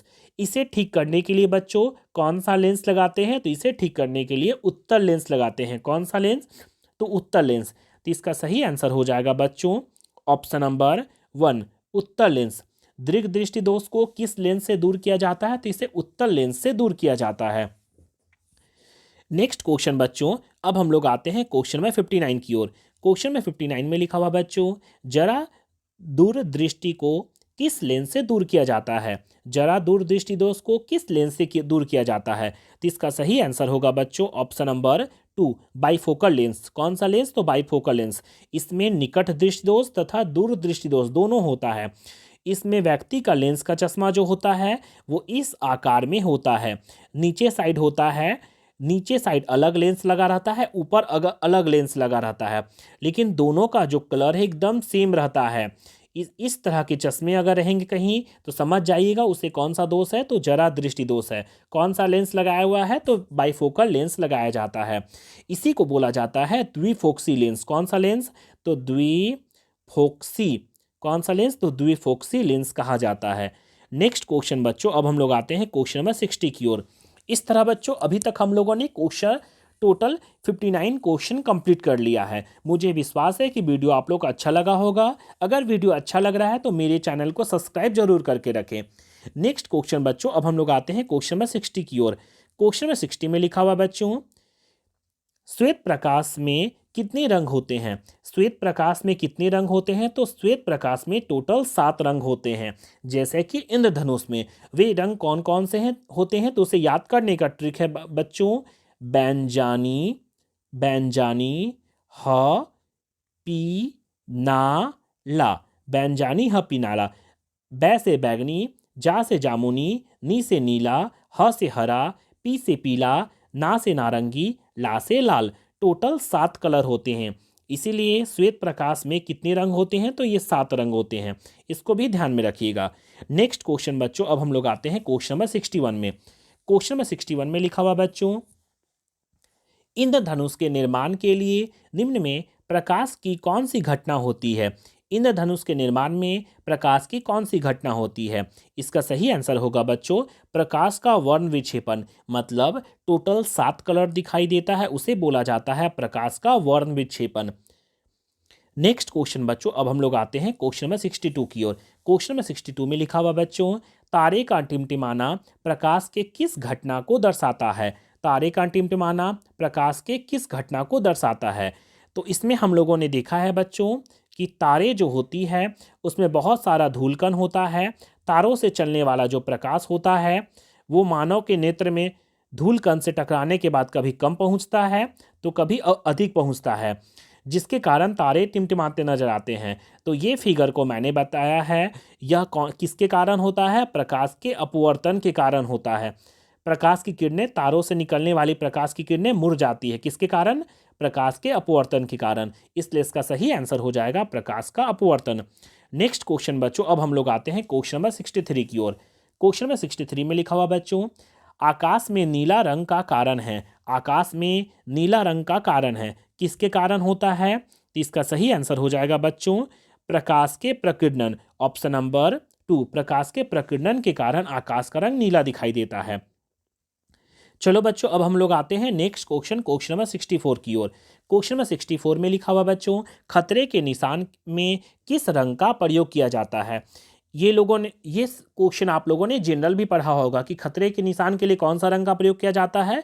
तो ये लाल रंग का प्रयोग किया जाता है। कौन सा रंग? लाल रंग। नेक्स्ट क्वेश्चन बच्चों, अब हम लोग देखते हैं क्वेश्चन नंबर 65 को। क्वेश्चन नंबर 65 में लिखा हुआ बच्चों, विद्युत आवेश का एसआई मात्रक क्या है? विद्युत आवेश का एसआई मात्रक क्या है? सबसे पहले जानते हैं कि आवेश कितने प्रकार के होते हैं। तो आवेश जो है वो 2 प्रकार के होते हैं, एक होता है धन आवेश, एक होता है ऋण आवेश।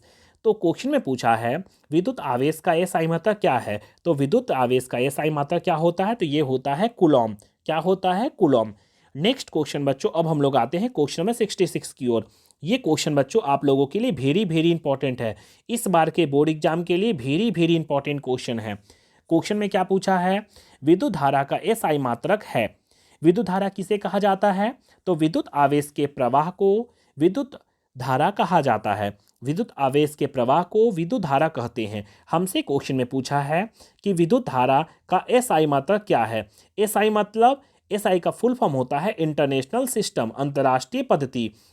किसी भी चीज को किस चीज में मापा या तौला जाता है उसे बोला जाता है एसआई मात्रक। तो क्वेश्चन में पूछा है विद्युत धारा का एसआई मात्रक है, क्या है? तो विद्युत धारा का एसआई मात्रक होता है एम्पियर। इसलिए इसका सही आंसर हो जाएगा बच्चों option number 4, ampere. Next question बच्चों, अब हम लोग आते हैं क्वेश्चन नंबर 67 की ओर। क्वेश्चन नंबर 67 में लिखा हुआ बच्चों, विभव का एसआई मात्रक है। विभव का एसआई मात्रक है। सबसे पहले जानते हैं बच्चों कि विभव किसे कहा जाता है। तो इकाई धनावेश को अनंत से विद्युत क्षेत्र के किसी बिंदु पर लाने में किया गया कार्य विभव कहलाता है। इसका एसआई मात्रक होता है वोल्ट।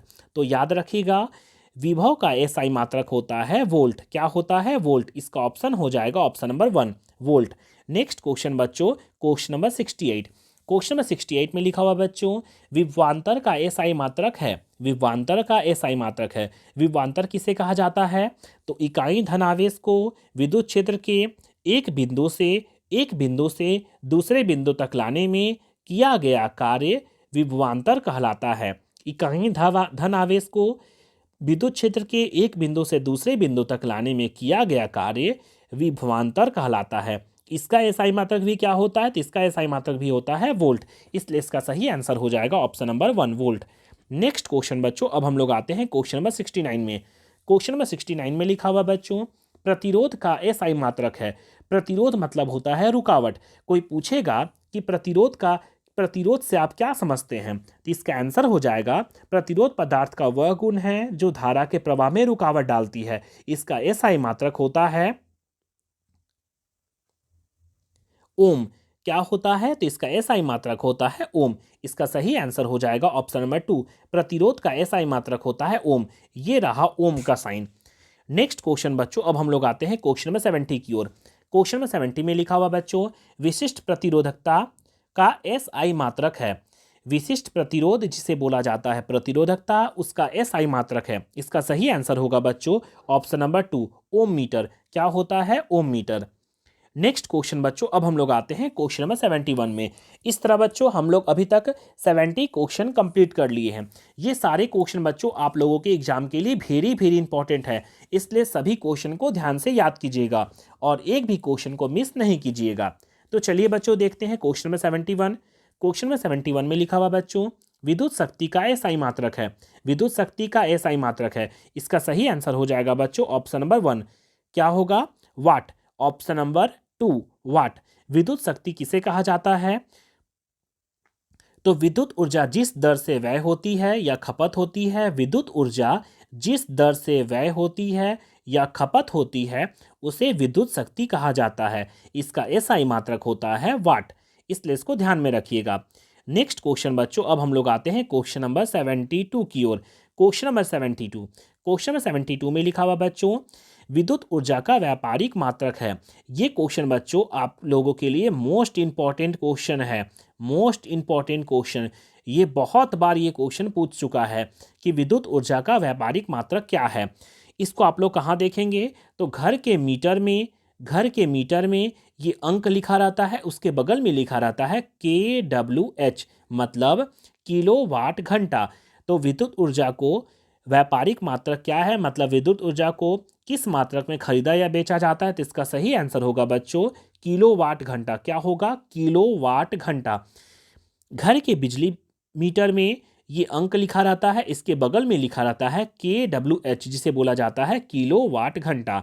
नेक्स्ट क्वेश्चन बच्चों, अब हम लोग आते हैं क्वेश्चन नंबर 73 की ओर। क्वेश्चन नंबर 73 में लिखा हुआ बच्चों, विभवांतर मापने वाले यंत्र को क्या कहते हैं? विभवांतर मापने वाले यंत्र को क्या कहते हैं? इसका सही आंसर होगा बच्चों ऑप्शन नंबर 3, वोल्ट मीटर। विभवांतर मापने वाले यंत्र को वोल्ट मीटर कहते हैं। नेक्स्ट क्वेश्चन बच्चों, अब हम लोग आते हैं क्वेश्चन नंबर 74 की ओर। क्वेश्चन नंबर 74, क्वेश्चन नंबर 74 में लिखा हुआ बच्चों, विद्युत धारा मापने वाले यंत्र को क्या कहते हैं? ये भी क्वेश्चन बच्चों वेरी वेरी इंपॉर्टेंट है।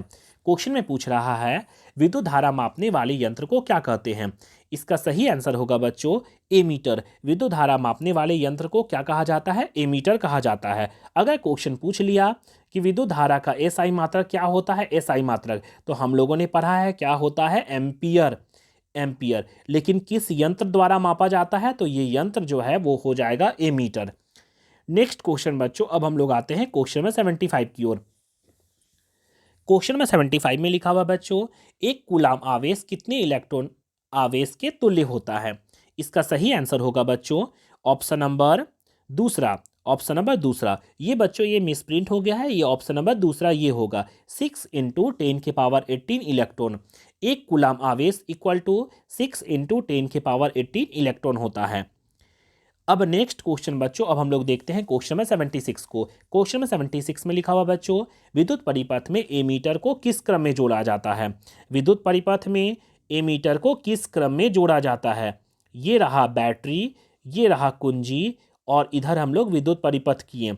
इसमें एमीटर को किस क्रम में जोड़ते हैं? तो एमीटर को हम लोग डायरेक्ट जोड़ते हैं, मतलब श्रेणी क्रम में। इसका सही आंसर हो जाएगा बच्चों ऑप्शन नंबर 1। विद्युत परिपथ में एमीटर को किस क्रम में जोड़ा जाता है? तो एमीटर को श्रेणी क्रम में जोड़ा जाता है। नेक्स्ट क्वेश्चन बच्चों, अब हम लोग आते हैं क्वेश्चन नंबर 77 में। क्वेश्चन नंबर 77 में लिखा हुआ बच्चों, विद्युत परिपथ में वोल्ट मीटर को किस क्रम में जोड़ा जाता है? विद्युत परिपथ में वोल्ट मीटर को किस क्रम में जोड़ा जाता है? तो जब हम लोग वायरिंग करते हैं तो इसमें वोल्ट मीटर को इस तरह जोड़ा जाता है। कैसे जोड़े हैं? तो इसे बोला जाता है पार्श्व क्रम, पार्श्व क्रम कहा जाता है। तो याद रखिएगा कि विद्युत परिपथ में वोल्ट मीटर को पार्श्व क्रम में जोड़ा जाता है। नेक्स्ट क्वेश्चन बच्चों, अब हम लोग आते हैं क्वेश्चन नंबर 78 में। क्वेश्चन नंबर 78 में लिखा हुआ बच्चों, 1 किलोवाट घंटा किसके बराबर होती है? इसका सही आंसर होगा बच्चों ऑप्शन नंबर 1, 3.6 × 10⁻6 जूल। ये भी क्वेश्चन बच्चों वेरी वेरी इंपॉर्टेंट है। नेक्स्ट अब हम लोग आते हैं क्वेश्चन नंबर 78 की ओर। क्वेश्चन नंबर 78 में लिखा हुआ है, जूल प्रति कूलॉम को क्या कहते हैं? जूल प्रति कूलॉम को क्या कहते हैं? इसका सही आंसर होगा बच्चों वोल्ट। जूल प्रति कूलॉम को वोल्ट कहा जाता है। नेक्स्ट क्वेश्चन बच्चों, अब हम लोग आते हैं क्वेश्चन नंबर 80 की ओर। क्वेश्चन नंबर 80 में लिखा हुआ है, जब ताप में वृद्धि होती है तो किसी चालक का प्रतिरोध क्या होता है? जब ताप में वृद्धि होगी तो किसी चालक का प्रतिरोध बढ़ जाता है। क्या होता है? बढ़ जाता है। ये भी क्वेश्चन को ध्यान में रखिएगा। अब नेक्स्ट क्वेश्चन बच्चों, नेक्स्ट क्वेश्चन आते हैं बच्चों क्वेश्चन नंबर 81 में। क्वेश्चन नंबर 81 में लिखा हुआ बच्चों, फ्यूज को विद्युत परिपथ में किस क्रम में जोड़ा जाता है? फ्यूज को विद्युत परिपथ में किस क्रम में जोड़ा जाता है? तो आप लोगों ने देखा होगा कि हम लोगों के घर में मीटर होता है, मीटर के नीचे में लगा रहता है फ्यूज। ये क्या होता है? तो ये एक तरह का सुरक्षा का साधन है। घर के सुरक्षा का साधन है। इसको किस क्रम में जोड़ा जाता है? तो इसे जोड़ा जाता है समांतर क्रम में। किस क्रम में? समांतर क्रम में। अगर आप लोगों से क्वेश्चन पूछ दिया जाए कि फ्यूज में कौन से तार को जोड़ा जाता है, तो तार दो होता है, एक गर्म तार और एक ठंडा तार। तो फ्यूज में हमेशा गर्म तार को जोड़ा जाता है। कौन सा तार को? गर्म तार को। नेक्स्ट क्वेश्चन बच्चों, अब हम लोग आते हैं क्वेश्चन नंबर 82 की ओर। क्वेश्चन नंबर 82 में लिखा हुआ बच्चों, चालक के सिरों पर विभवांतर बढ़ने से धारा की प्रबलता पर क्या प्रभाव पड़ता है? तो इसका सही आंसर होगा बच्चों ऑप्शन नंबर 1, बढ़ती है। क्या होती है? तो धारा बढ़ती है। नेक्स्ट क्वेश्चन बच्चों, अब आते हैं क्वेश्चन नंबर 83 की ओर। क्वेश्चन नंबर 83 में लिखा हुआ बच्चों, ओम का नियम होता है, लागू होता है। तो हम लोगों ने पढ़ा है बच्चों, ओम का नियम किसे कहा जाता है? तो स्थिर ताप पर। क्या पढ़े हैं? तो स्थिर ताप पर किसी चालक क्या पढ़े हैं? स्थिर ताप पर किसी चालक के सिरों के बीच का विभवांतर उसमें प्रवाहित धारा का समानुपाती होता है। क्या होता है? स्थिर ताप पर किसी चालक के सिरों के बीच का विभवांतर उसमें प्रवाहित धारा का समानुपाती होता है। चालक मतलब ओम का नियम चालकों पर लागू होता है, इसलिए इसका सही आंसर हो जाएगा ऑप्शन नंबर 1, चालकों पर लागू होता है। अब नेक्स्ट क्वेश्चन बच्चों, क्वेश्चन नंबर 84 को देखते हैं। क्वेश्चन 84 में लिखा हुआ बच्चों, एक इलेक्ट्रॉन पर कितना आवेश होता है? एक इलेक्ट्रॉन पर कितना आवेश होता है? इसका सही आंसर हो जाएगा बच्चों, एक electron equal to 1.6 into 10⁻⁻19 coulomb. Next अब हम लोग आते हैं क्वेश्चन नंबर 85 की ओर। क्वेश्चन नंबर 85 में लिखा हुआ है, चुंबकीय क्षेत्र रेखाएं चुंबक के किस ध्रुव से प्रकट होती है? चुंबकीय क्षेत्र रेखाएं चुंबक के किस ध्रुव से प्रकट होती है? चलिए बच्चों, सबसे पहले इसको फिगर से जान लेते हैं। ये रहा मेरा चुंबक, इसमें इधर होता है नॉर्थ, इधर होता है साउथ। ये उत्तर ध्रुव से निकलकर दक्षिण ध्रुव की ओर जाती है, उत्तर ध्रुव से निकलकर दक्षिण ध्रुव की ओर जाती है। तो क्वेश्चन में पूछा था चुंबकीय क्षेत्र रेखाएं चुंबक के किस ध्रुव से प्रकट होती है? तो चुंबकीय क्षेत्र रेखाएं चुंबक के उत्तर ध्रुव से प्रकट होती है, इसलिए इसका सही आंसर हो जाएगा बच्चों ऑप्शन नंबर 1, उत्तर ध्रुव। नेक्स्ट क्वेश्चन बच्चों, अब हम लोग आते हैं क्वेश्चन नंबर 86 की ओर।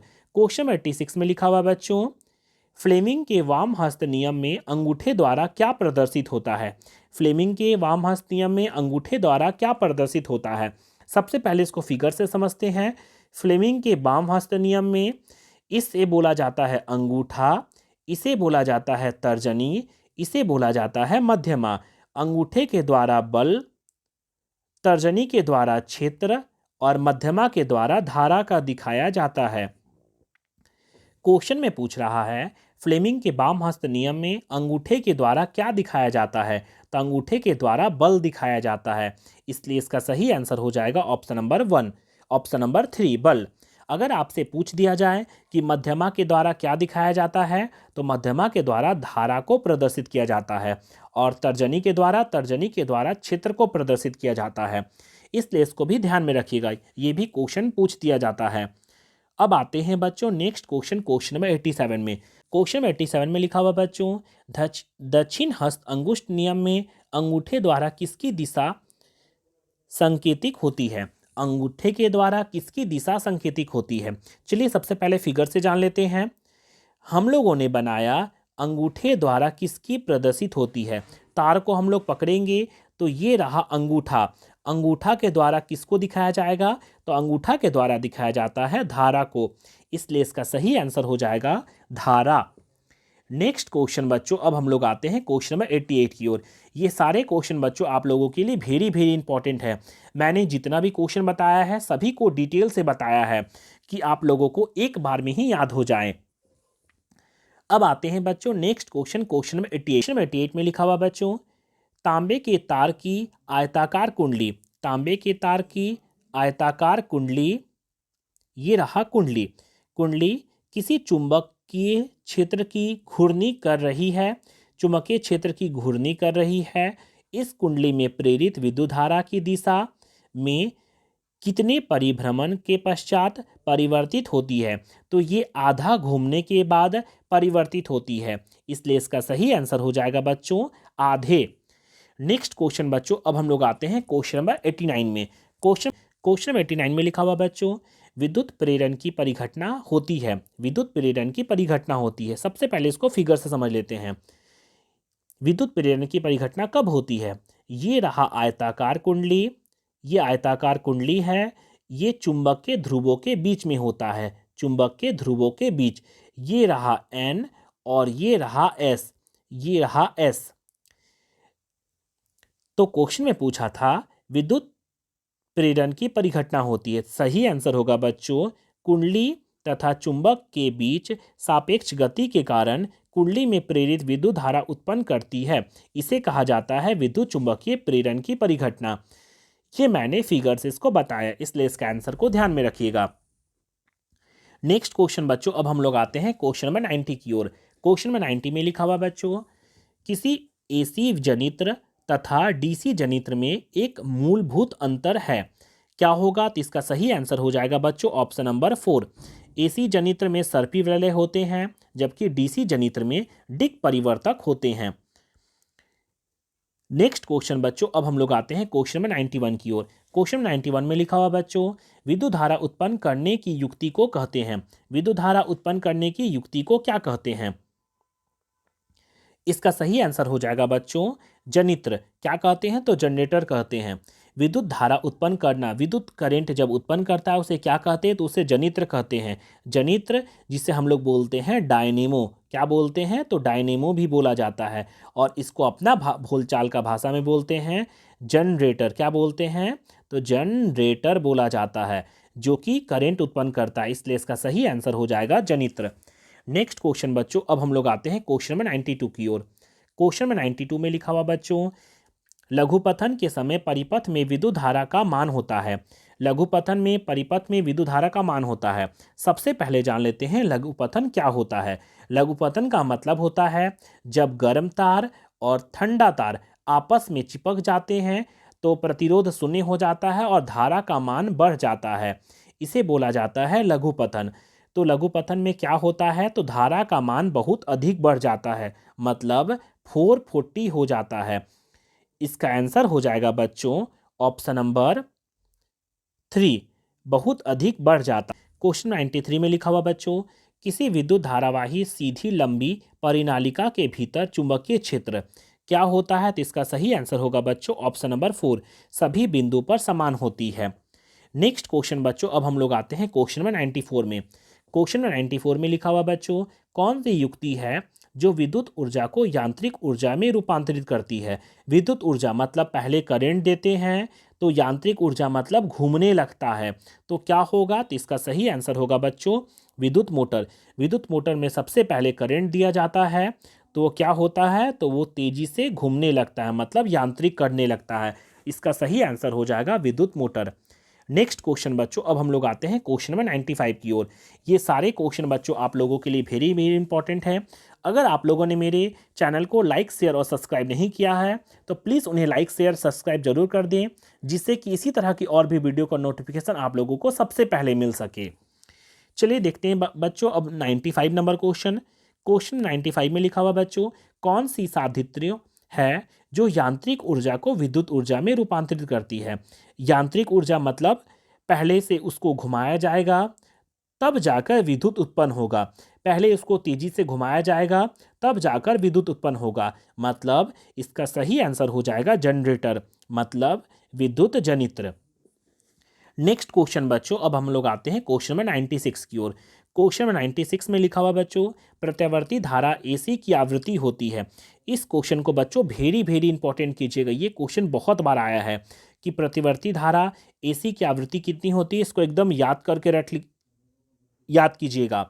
इसका सही आंसर हो जाएगा 50 हर्ट्ज, ऑप्शन नंबर 2, 50 हर्ट्ज। प्रत्यावर्ती धारा एसी करंट की आवृत्ति कितनी होती है? तो इसकी आवृत्ति होती है 50 हर्ट्ज। नेक्स्ट क्वेश्चन बच्चों, अब हम लोग आते हैं क्वेश्चन नंबर 97 में। क्वेश्चन 97 में लिखा हुआ बच्चों, चुंबकीय फ्लक्स का मात्रक है। चुंबकीय फ्लक्स का मात्रक है।